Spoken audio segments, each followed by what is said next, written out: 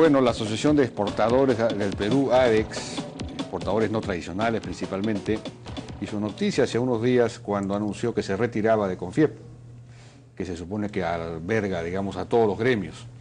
Es una noticia que a juicio de muchos es mala, porque debilita a un organismo importante como la CONFIEP. Pero queremos conocer las razones por las cuales tomó esta decisión y que podría tener que ver con un plan, con un planteamiento que han hecho en ADEX para reactivar la economía y formalizar sobre todo la economía. Estamos con Gastón Bacheco, que es presidente de ADEX. Gastón, buenas noches. ¿Qué tal? ¿Cómo estás? Bueno, ¿por qué se han ido de CONFIEP? Esa noticia no es buena. Bueno, no es tan mala tampoco. Ya ha pasado antes, hay otros gremios que están fuera y eso no significa que la unidad empresarial se debilite necesariamente.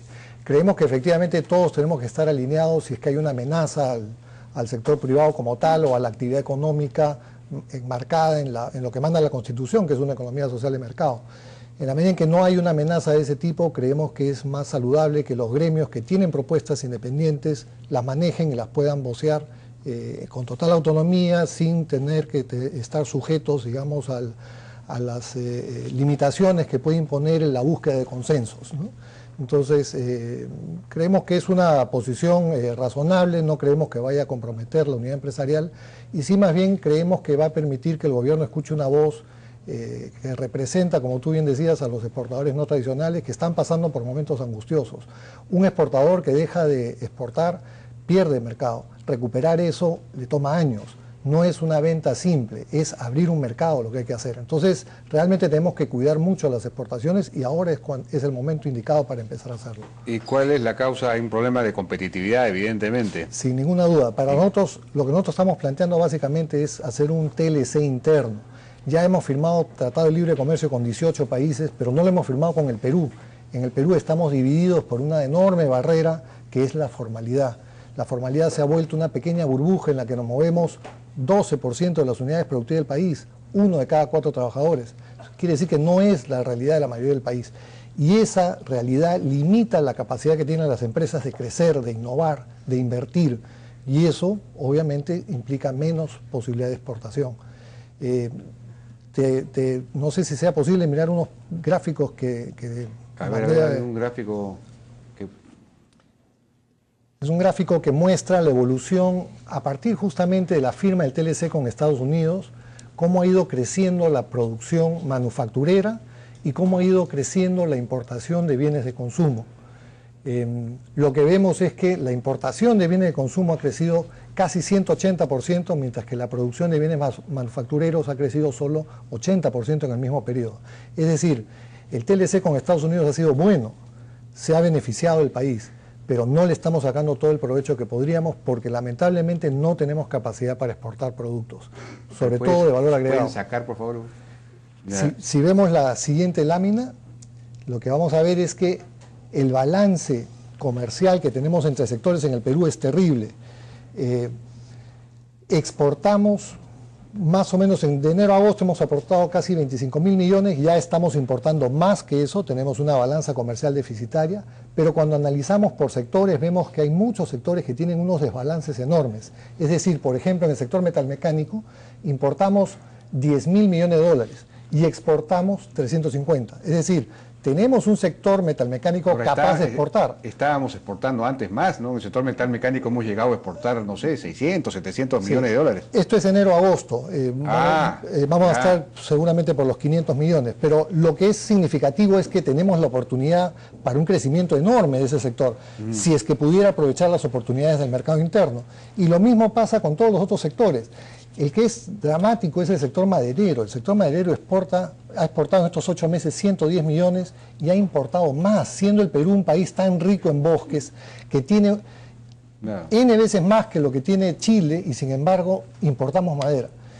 Y las cifras son bajísimas. Si tú ves 100 millones de dólares no es lo que mueve el Perú. Sí, lo que hay detrás es justamente todo el problema de la tala ilegal, toda esta informalidad que domina el mercado peruano.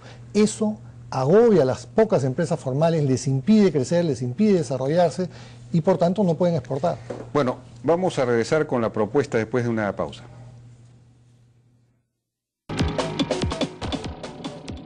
Bien, seguimos conversando entonces con Gastón Pacheco, presidente de ARES, que anunció su retiro de la CONFIEP, pero que tiene una propuesta que ha hecho pública además. Bueno, quizá, claro, la propuesta apunta a tratar de reducir las barreras que hay para formalizarse, ¿no es cierto? Es decir, a crear una formalidad más amable, más receptiva, más inclusiva, ¿no es cierto? Pero, como decía Arellano hoy día, hacerla más sexy, ¿no? Más sexy, más atractiva, claro, efectivamente. Porque, y eso es algo que el otro día revelaban, no recuerdo quién, algunos de estos economistas especialistas en estos temas, que digamos, los trabajadores, el empleo en el Perú está concentrado en la micro y pequeña empresa y en la gran empresa, pero en la mediana empresa hay muy poco empleo. Significa que los micro y pequeños empresas, las micro y pequeñas empresas no pueden dar el salto a convertirse en medianas empresas. O naces grande y eres una transnacional, o si no te quedas pequeño, porque la formalidad te impide, es decir, la formalidad es tan costosa que te impide subir, que te impide incluirte, ¿no? Exacto. Normalmente las legislaciones laborales y tributarias buscan mínimos. En el Perú esos mínimos se han puesto de espaldas a la realidad. Entonces se han convertido realmente en la práctica en máximos. Muchas empresas simplemente no pueden pagar los beneficios que establece la ley del empleo. Entonces, frente a esa realidad, optan por actuar en la ilegalidad. Sí, pues. Y en esa ilegalidad ya las reglas no existen, nadie los controla y entonces cualquier cosa vale, digamos. Sí, pues. El empleo no es digno, las condiciones laborales son pésimas, no hay seguridad y salud, no tienen acceso a beneficios sociales, no hay protección frente a despido arbitrario. Es decir, están absolutamente olvidados por el Estado. Esa es la peor de las exclusiones. Si no logramos esa verdadera inclusión, el país no va a cambiar. Bueno, ustedes proponen, por ejemplo, revisemos algunas de las propuestas, una reducción inmediata de 2 puntos en el IGB, pero esto puede tener un impacto fiscal. Tiene un impacto fiscal si no se hace nada más. Indudablemente bajar 2 puntos del IGB significa una menor recaudación inmediata. Pero si tú recuerdas, ya hay economistas como Hugo Santamaría y Elmer Cuba que plantean un poco en la misma línea.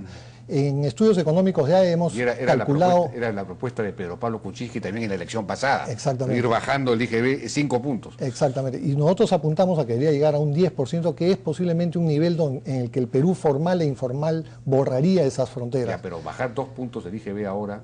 Bueno, pero significa que hay que trabajar muy fuerte en formalización. Es decir, no se trata solamente de bajar el impuesto, se trata de tomar una serie de otras medidas que apunten a la formalización.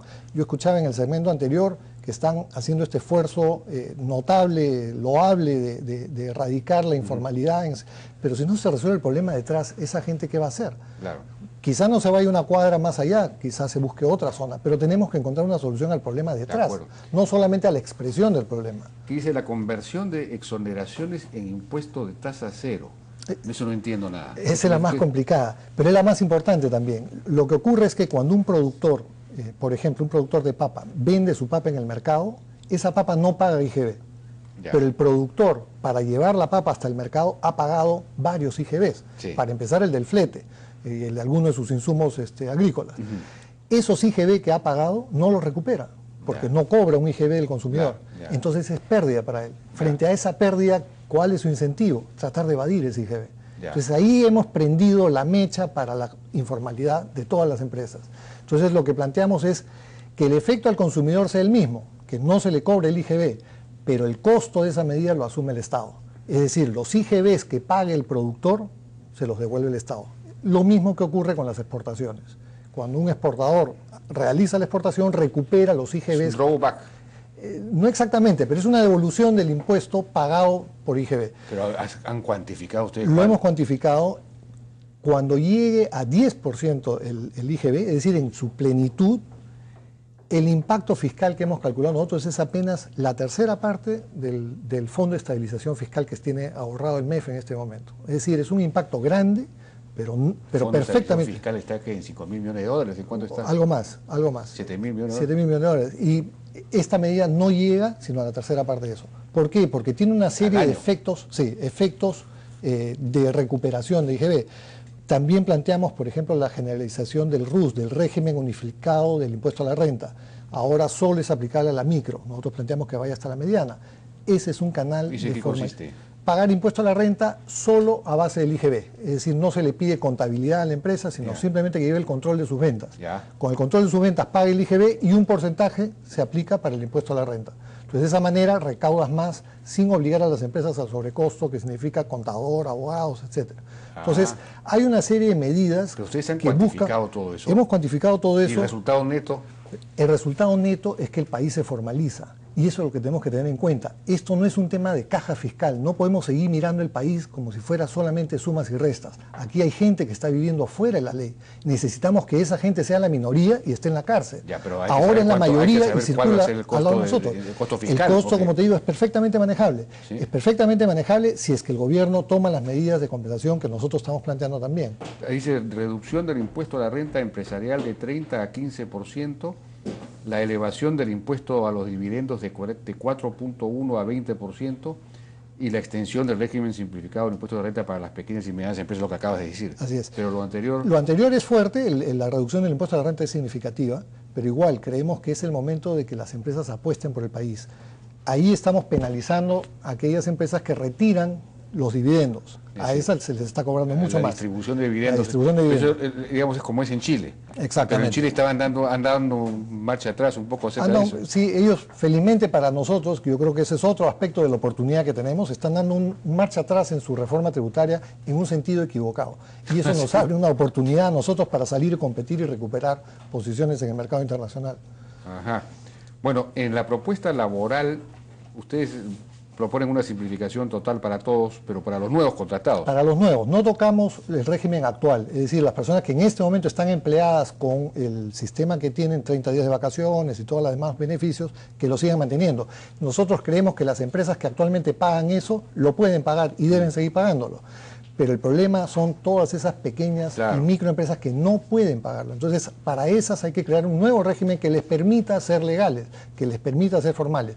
Ahora, ya hay un régimen especial para las pequeñas y micro y pequeñas empresas, pero que no está funcionando bien, en parte porque creo que cuando tú no puedes formalizar a alguien que estaba informal, porque entonces te puede demandar por todos los derechos hacia atrás. Exactamente. Y en fin, hay una serie de limitaciones. Y la otra es que no puedes crecer. Es decir, si te va bien en tu negocio, tienes que buscar de crear otra empresa o cerrar esa, porque si creces... Sí, pues por eso es que no hay empresas medianas. Exactamente. Entonces, esto sería ya para todos. Esto es para todos y justamente lo que se busca es eso, dar condiciones que permitan a las empresas crecer, que se deje de penalizar el crecimiento y más bien que se penalice la informalidad.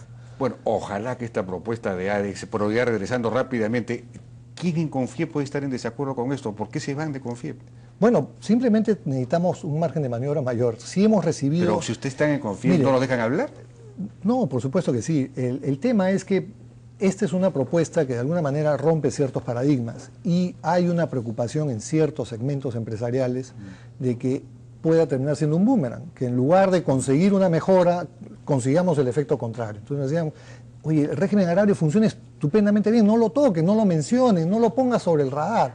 Es el eterno problema que hemos tenido toda la vida. Nosotros consideramos que esta es la última oportunidad que tiene el Perú para salir del problema. Ha sido tremendamente exitoso. Tremendamente exitoso. Claro, justamente por eso hay que darle beneficio a todos los peruanos. Así es, porque ha permitido incorporar a la formalidad y por lo tanto darle derechos a casi 1 millón de trabajadores, no sé a cuántos. Por primera vez acceso a seguridad social. Sí, pues, una serie de beneficios. Pues es increíble. Bueno, ya nos ha ganado el tiempo. Gastón Pacheco, presidente de ADEX, ojalá que esta propuesta, que dicho de paso está en la página web de ADEX, ¿no es cierto? Se puede consultar ya en extenso. Y debatir. Habría que debatirla. Gracias por su participación en la hora N. Vamos a una pausa, regresamos ahora con Luis Yulfo de la Municipalidad de Lima, porque el MEF define esta semana si va o no va el programa, el proyecto La Molina, La Marina. Regresamos. Para que su negocio siga creciendo, pregunte por Central Virtual Claro Empresas a 5 soles al mes.